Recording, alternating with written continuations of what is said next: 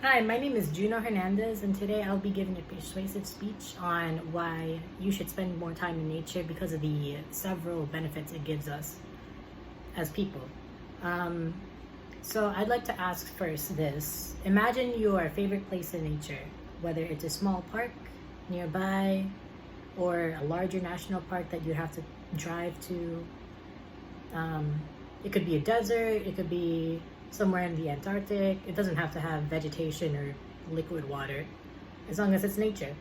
But what if I told you that there are several probably unexpected effects that make sense when you come in contact with nature frequently?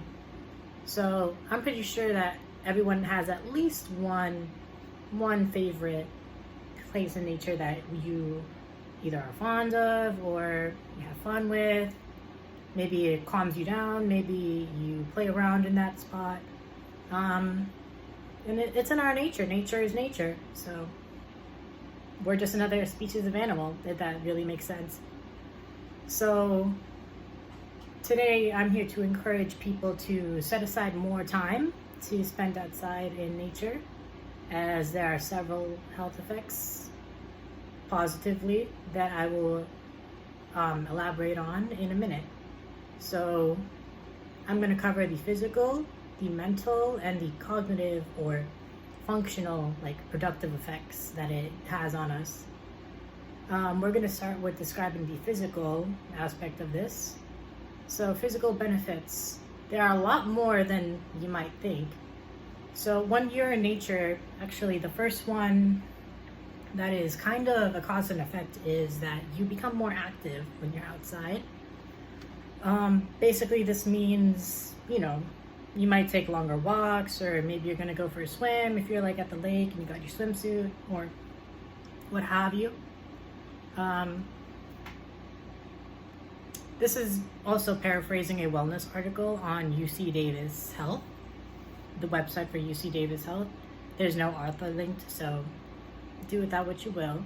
But there's also many studies that have found other effects that nature brings, such as reduced cortisol levels, which is a stress hormone, so reduced stress levels, reduced cardiac stress, which is reduced blood pressure, reduced heart rate. Also, being outside in the sunlight triggers the synthesis of vitamin D, which is a vitamin that's important for your bone health, and also some mental health aspects that I'll get into later. But it works in tandem with calcium too. So if you want to have calcium and vitamin D levels in store, you need both. You need both of them. They work together. So on top of all those physical benefits that it brings, we're going to get into the more productive side of things. So according to Nurtured by Nature by Kristen Ware, a scientific journalist on the American Psychological Association website, green spaces near schools promote cognitive development in children, and green views near children's homes promote self-control behaviors. Adults assigned to public housing units in neighborhoods with more green space showed better attentional functioning than those assigned to units with less access to natural environments. So that is to say, being in touch with nature helps with your self-control, your impulse control, helps with your attention span. It also works with your working memory. It also improves working memory and your neuroplasticity, or how malleable your neurons are, how well they can adapt and change.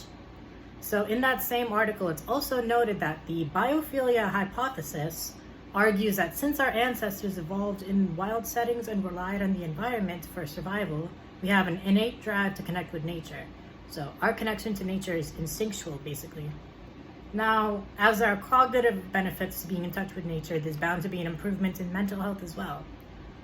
Remember when I spoke about vitamin D? The sunshine vitamin you get from being outside also has an impact on neurotransmitters. Those are basically the hormones that work in your brain for neuron functioning. Low vitamin D levels are also linked to depressive symptoms and symptoms of anxiety being worsened. So, 2-on-1 with that. Nature has also served as a refuge during times of need and crises worldwide. According to an article titled Nature, How Connecting with Nature Benefits Our Mental Health, posted on the UK Mental Health Foundation website. Through our research at the Mental Health Foundation, we know that spending time outdoors has been one of the key factors enabling people to cope with the stress of the COVID-19 pandemic. Throughout the pandemic, nearly 45% of people, 45% of people in the UK told us that visiting green spaces such as parks helped them cope.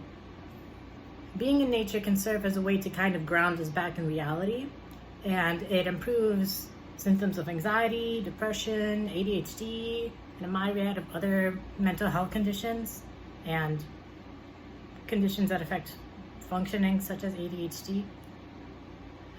All in all, there are countless positive effects on our well-being provided by something as simple as spending time outdoors. So I've explained the several benefits that come with spending time outside, including physical benefits, mental health benefits, and those that relate to productivity. So wherever your natural landscape of choice is, it's likely helping to give you a major boost in life, just even if you reminisce on it enjoy.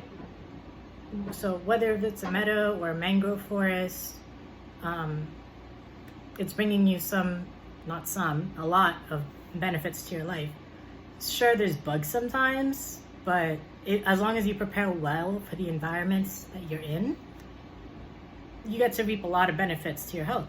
So for my final remarks, I'd like to say I cannot emphasize enough that these benefits can be found in as little as a local park or beach, maybe even an indoor plant. I've heard that nature documentaries are also good. It's sometimes hard to access a larger rural area for the sake of basking in nature, but just know that you don't have to go all or nothing. So, since it's currently fall as I also record this, why not go outside and spend some time watching the trees, watching the leaves, see the many different colors outside, have a nice time.